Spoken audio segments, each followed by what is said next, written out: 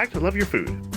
This week we have another great American classic for you. This one is Meatloaf. We are doing a bacon-wrapped meatloaf. This one is going to be part pork and part beef. And we're going to show you a couple. We decided to go whole hog on this one. We're doing bacon wrapped as well as some interesting spices inside and glazed. So let's start with our ingredients. We have beef and pork. You can mix whatever kind of meat you like. We're also going to use some bacon, just regular store-bought bacon is fine. We're going to have a carrot, a shallot, an onion. We have some Worcester sauce and some garlic. That's dried garlic. We have some miso paste and some hot pepper relish. We have a little bit of honey. This is all going to be in the glaze.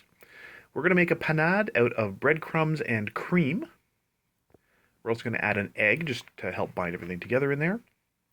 We have a bunch of spices in here. We have black pepper and dill seed, as well as oregano and thyme. And of course you can mix whatever flavors you like in there. And a little bit more of the dried garlic powder.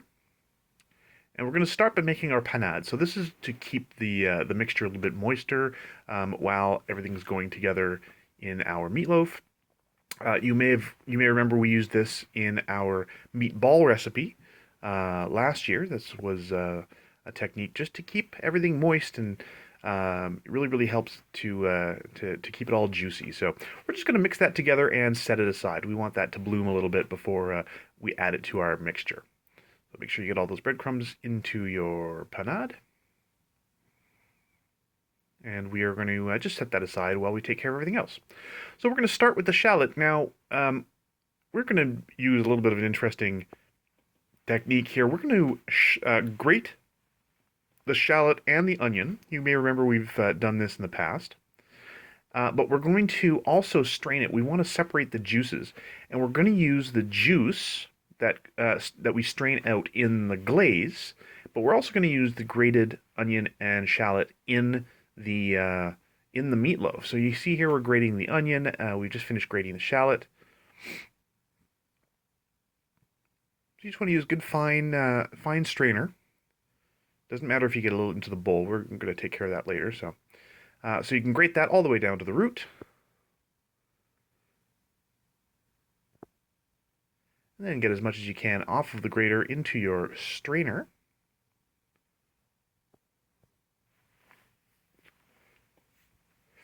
You can see there's already a great deal of juices forming in the bottom here. Grating is really great for this. So we're just going to get it all in there and just gently sort of push it down. And you can see a lot of juices come out. And this is going to add a lot of flavor to the glaze that we're going to baste the meatloaf with. So here we're going to add that to the powdered garlic and Worcester sauce. That's going to be the base of our glaze. But we're not throwing away the grated shallot and onion. We are going to use that. It still has a lot of moisture in it. It's really delicious. We're still going to use this in our meatloaf, so this is going to be part of the flavor profile of that as well. And another shot at the beginning of the glaze. We're just going to let those flavors come together a little bit. Now for our other veggie, we have our carrot in here. We're also going to grate that because we want to have pretty small pieces of everything. We don't want, a chunky meatloaf here. We're trying to get everything a little bit smooth. And now our spices, so this is everything else is going into the spice grinder together.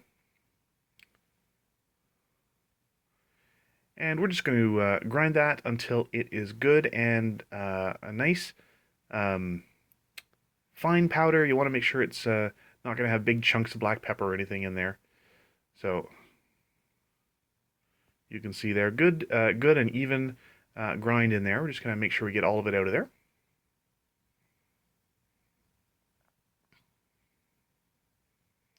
So we're going to add that to our mixture. And then you can see here our panade. This is completely bloomed. So this is ready to go. So we're going to mix that in as well. So that goes in with everything else.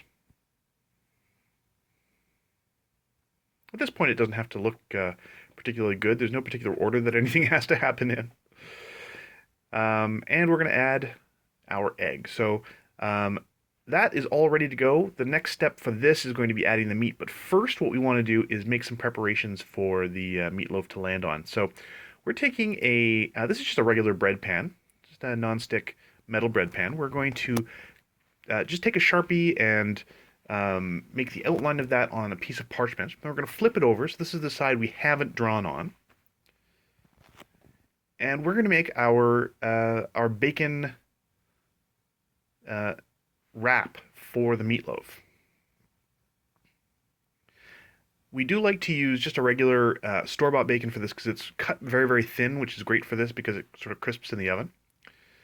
It does tend to be a little bit juicy. We use actually a reduced sodium bacon because we find the store-bought bacon just like regular grocery store bacon, just a little too salty. So we just use one of those reduced fat ones, or not reduced fat, I apologize, reduced salt. So here we go, we have our, this is the base of our bacon wrap. So here's why we had the outline drawn on there. We're going to just go right to the edge. And then we also want to make sure that we're getting the ends covered. So we're going to have a few slices just going the opposite direction. Just within that, I want to make sure it's just within there. You can see Chef Caleb is just checking his guidelines that he drew on the paper.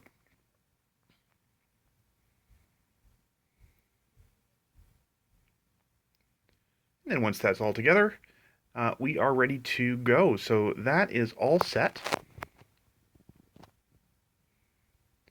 So our next step is to mix in our meat. So we're going to add a little bit of salt to this. And then we're going to unwrap our beef and pork. We're going to add those in.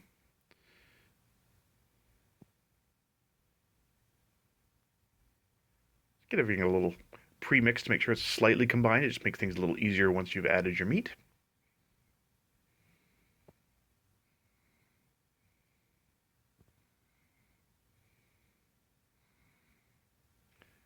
Now this is our grated carrot, our grated onion and shallot, as well as our spices, our panade, and some salt in there. So now we're going to add our beef, and ground pork.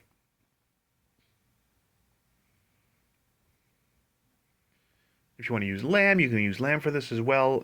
Really, any combination of ground meats that you want to use. So we're going to keep mixing that until everything's well combined. It's a pretty even and smooth mixture. You don't want to overwork it or else everything will come out a little bit rubbery. So we're just going to cook it until, or we're just going to mix it until it's well combined. And then using the guidelines that we've sort of made out of bacon here, we're just going to place it all in the middle of our bacon wrap. And you just want to sort of form it into the loaf shape here. And then you're going to wrap it. So we're going to make sure that we get everything covered with our bacon wrap here.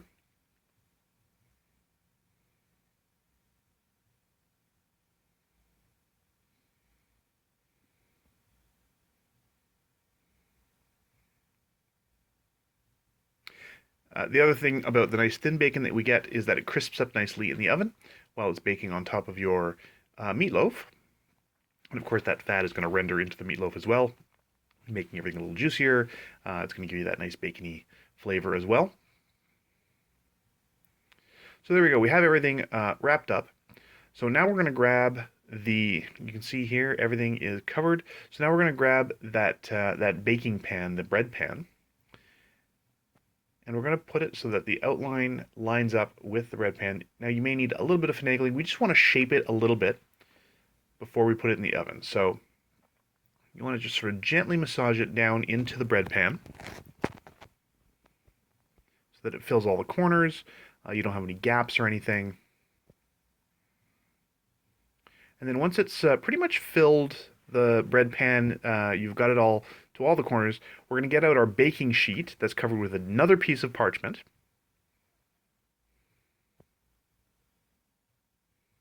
And make sure that's good and flat. And the meatloaf is going to come down onto the baking sheet. So we're going to take the baking the pan off and the parchment, and there you go. So this is the about the right shape for your meatloaf. So now we're going to mix our glaze together. So this is the hot pepper relish, which we also did the recipe for a little earlier. This is our fermented pickled hot pepper relish, as well as some honey. This is, again, a great way to use up crystallized honey if you have some natural honey that is crystallized in your cupboard. Then we're going to add our liquids. Again, that is the combination of Worcestershire sauce, the juice from the onion and shallot, as well as some dried ground garlic, powdered garlic. So you just want to give that a little mix. You want to mush everything together.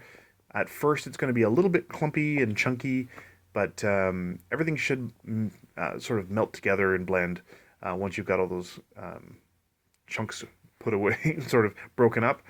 And it will start to thicken and start to look like this. And you can let that go for a little while. While that's all sort of dissolving together, we're going to put this in the oven. So we've got our preheated oven. And this is going to go for about an hour, and about halfway through, we're going to check it out.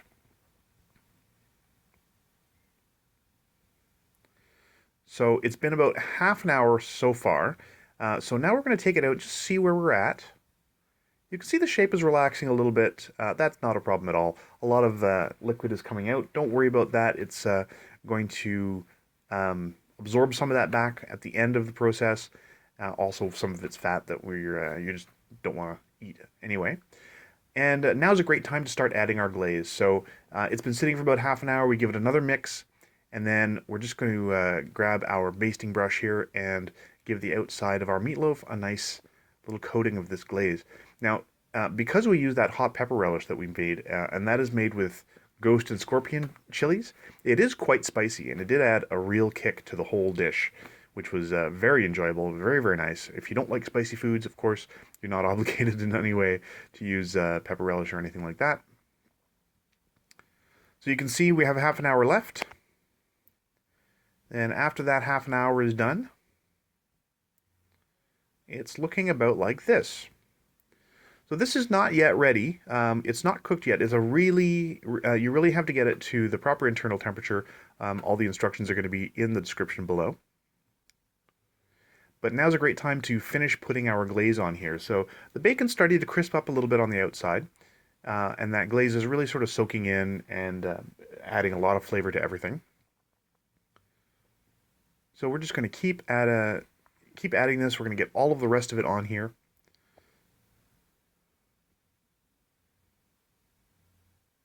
And that looks fantastic. So this is going to go back into the oven now.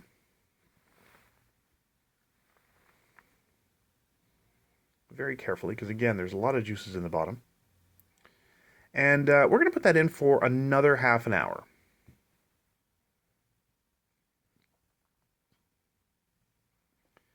And then after that half an hour is done, it looks like this. And this is done. We did take a temperature reading at this point, and it was cooked through. So what you want to do is put a temperature gauge in the long way and not touch the pan, so right into the middle. And this is about what it looks like when you cut through it. So that bacon has just baked nice and crispy on the outside. The inside's cooked all the way through. There's no red or pink inside. It's not bleeding. You do want to let it rest for sure before you cut it, or all of those delicious juices are just going to run all over your cutting board. So do let it rest for a good 10 minutes or 15 minutes before you cut it. And that's it. If you like this recipe, please do like and subscribe. And if you have any recipes you'd like to see Chef Caleb try on the channel, please let us know in the comments below. And remember to love your food.